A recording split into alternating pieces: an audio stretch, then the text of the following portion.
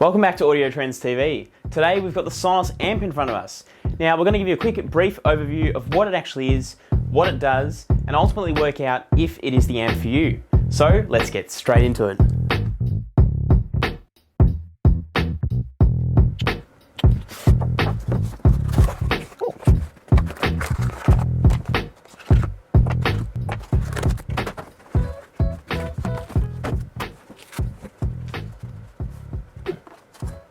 So what actually is the Sonos Amp?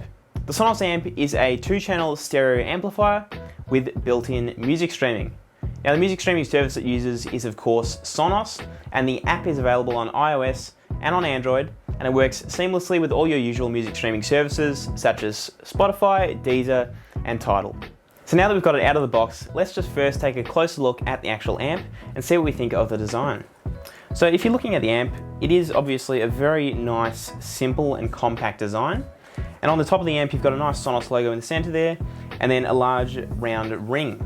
Now that ring is used for stacking these amps. So if you have multiple of these, they stack on top nicely, and the same design is reflected on the bottom with a heatsink around that ring. Coming down to the front of the amp, you've got a play and pause button in the center, and then on either side of that, you've got volume up and down. Looking at the back of the amp, this is where you'll find all your connections. Now starting on the far right, you can see you've got your speaker inputs.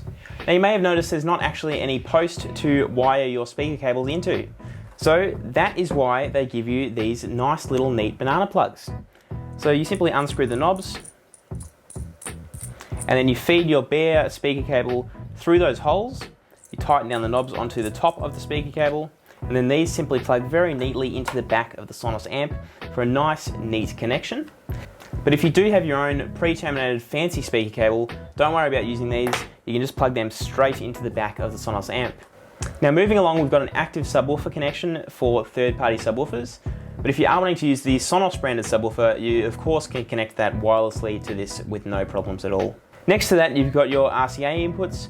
So you've got a left and a right. Then above that, we've got our HDMI ARC connection. That can be used with something like a TV. And then you've got your 2 Ethernet connections.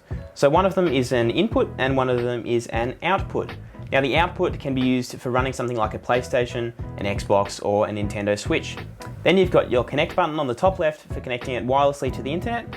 And then below that, you've got the power cable connection title. The amp actually boasts an impressive 125 watts per channel, which would be enough to power most speakers day to day with ease. So here's a few of the most common uses for the Sonos amp. Number one would be a dedicated hi-fi stereo system.